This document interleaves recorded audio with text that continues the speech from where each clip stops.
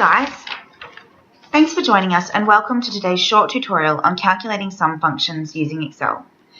As is evident before us, we have opened a worksheet in Excel, ready to use to demonstrate the skill we are learning today in Excel. So just to give an example, we have a few different spreadsheets here. We're working with one document, but as you can see, we have a few different sheets that have different data sets entered in each. We're going to mainly use just this simple one, labeled data, that has plenty of data for us to use to be demonstrating the calculation that we're going to be focused on, which is using sum function, as mentioned. So firstly, we'll begin by defining how Excel defines sum function. Microsoft Excel defines sum as a formula that adds all the numbers in a range of cells. This definition clearly points to the fact that sum function has a job to add numbers, and the arguments can be supplied using combinations of both numbers and ranges of cells. Range is one of the inputs in the sum function. It is important, therefore, to understand the different inputs into the equation in order to explain it. The range must be clearly identified to Excel so that we can tell what range it is summating. This information is required to correctly add total figures or totals per category for any sum total we are trying to calculate. Firstly, we need to select the range to be added. It is important to include appropriate ranges. Select the cell, range of cells, or non-adjacent selections that you want to name, as we have done before us for this spreadsheet, and also, for example, if we wanted to select this range,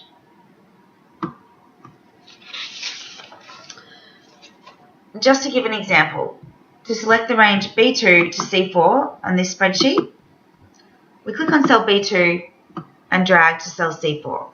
We have now selected the range B2 to C4.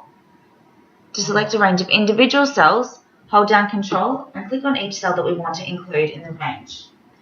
To name cells or ranges based on worksheet labels, select the labels in the cells that are to be named.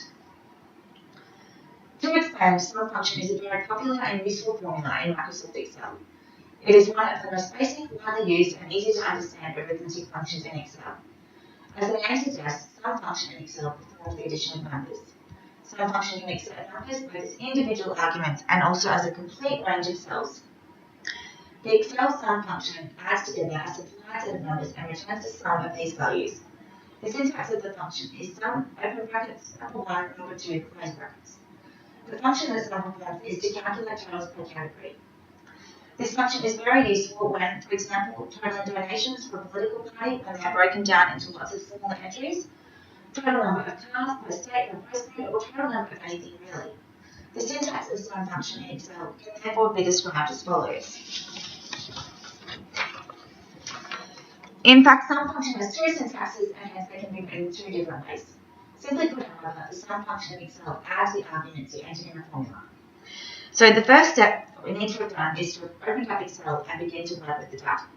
We may be using or working with a pre-existing data set, or we may be collecting data of our own. Either way, we have entered our data into Excel. So to use the sum function, simply click on a cell, equals sign, type in sum, double click on the function. Now we can select the range that we want to add. Select the range, close brackets, and press enter. Excel has now calculated the sum total of the range that we selected and asked it to total. So we have selected the data to be summated depending on what data set we are working with. While the function can be used to add the total of many different groups, as a worksheet function, the sum function can be entered as part of a formula in a cell of a worksheet. Cell range 1, cell range 2 specifies multiple cell ranges containing numbers which are to be added. We've also got an example of different kinds of sum functions, such as the integer sum function. Also, the decimal sum function is an example of a different type of sum function, the fraction sum function, and error sum function. All of these are variations on sum function that can be used to calculate totals. That concludes our short tutorial on calculating sum functions using Excel today, guys. Thanks very much for joining us. We look forward to you hanging around for our tutorial next time.